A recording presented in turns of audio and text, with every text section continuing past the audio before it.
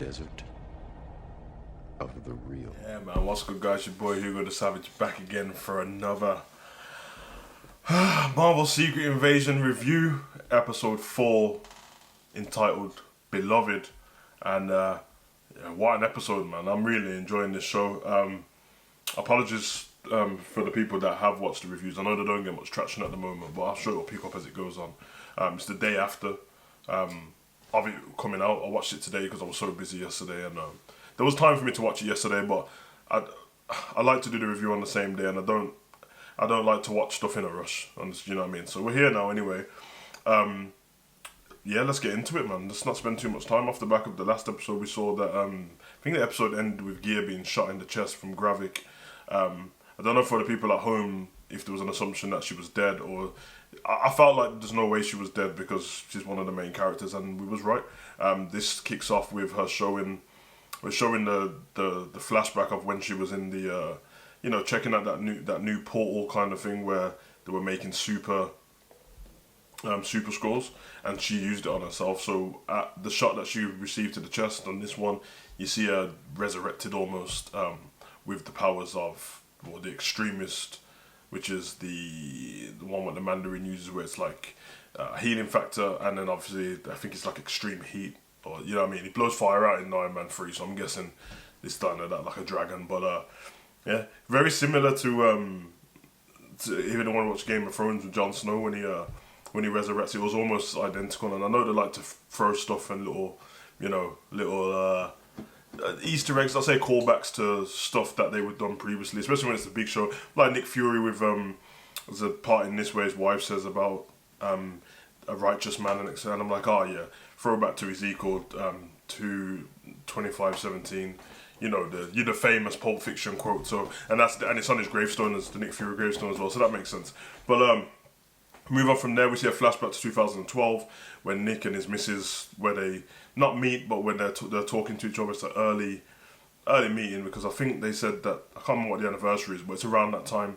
Obviously we know 2012 based off the Avengers conquering Ronan and the Chitauri army and stuff in New York. So she actually got a newspaper there with in France with the report on it. For Avengers New York, so that was pretty cool. They've had to obviously de-age Nick Fury. I thought it looked kind of cool, to be fair. Obviously a few of the details ain't going to be the same, because that tends to happen when they do a throwback to something that wasn't filmed before. The little details they get wrong, because his beard didn't look as strong and all that, but that's not too massive. You also find out, like, in this episode, where his wife got the body from, what she's currently in, the vessel she's in, and why she picked that body. Just based on like pure, she's not like the purest person when you get a gist of what's happened, because she basically picked the body of this black woman for many reasons, and one, obviously I think her name was Dr. Priscilla, I think it was, and it was somebody who had a heart defect and was dying and didn't want her family to know, so she asked. The person asked if he would take the body, and the reason why she took it is because she knows Nick Fury has a type of woman that he's into, which is her. So I find it a little bit weird. I'm like, okay, she had to make 3 promises to this woman to take the body and stuff. I think one of them was like, continue being a daughter to the parents, bury a body at sea, and never hurt Nick Fury, which obviously she did in this, because we see her in this where she has a meeting with Rhodey. So at the last episode, she said to somebody, I need to meet Gravik. In this, she meets Rhodey in the church. And they're speaking about taking Nick Fury out and why did he get fired and all these things. Nick's actually listening in, and I think Rhodey was aware that Nick Fury probably listened after a little bit, because he started to talk about random stuff. He was talking about Undertaker, DD&T, people off the top rope and stuff like that. I was like, he definitely knows that Nick's listening, because he told the wife to kill Nick, which she went home to attempt to do and stuff like that. And they have like a conversation between each other. Probably pretty much speak about their marriage and how, like, it's not all what it seemed. It's not, it's a bit all over the place. That's when she explains about where she got the body from and the reason why she picked it and stuff like that.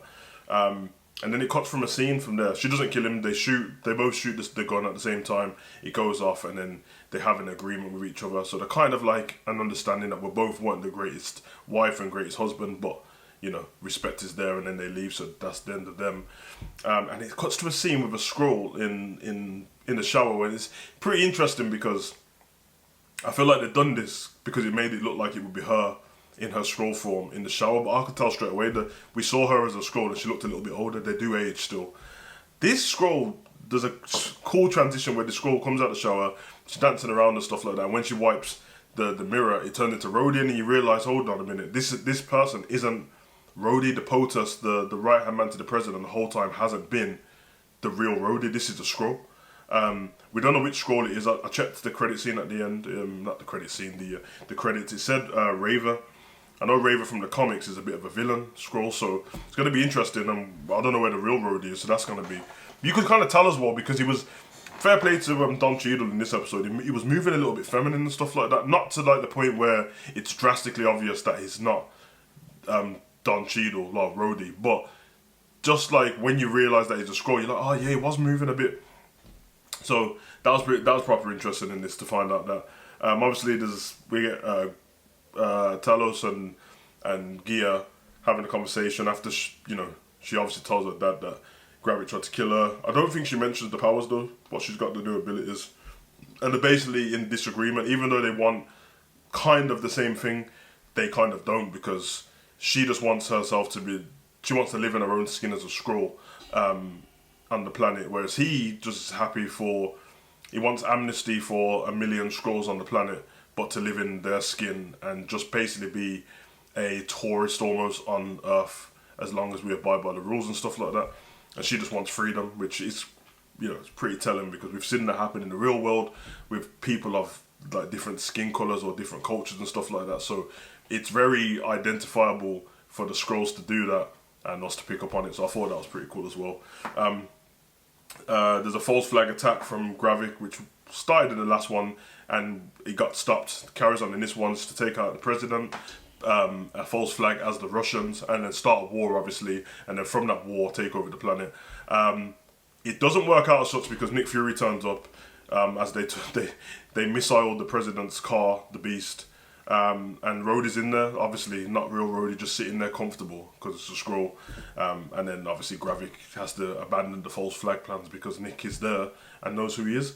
He ends up stabbing Talos in the chest, and yeah, it looks like he's dead. It's hard to tell if he's going to be dead, but it was left on the floor just like Maria Hill was left on the floor, and Nick couldn't do anything about it again.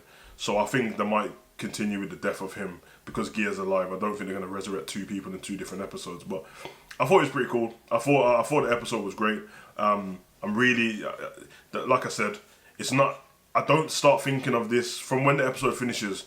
I'm not thinking of it a whole week. I can't wait to watch the episode. Like some of the other stuff, like WandaVision, I was like that. But I am, as it gets closer to the days, I'm like, yeah, this is going to be a good episode. And it's getting better and better. So I like the darker feeling to it. I like the darker tone.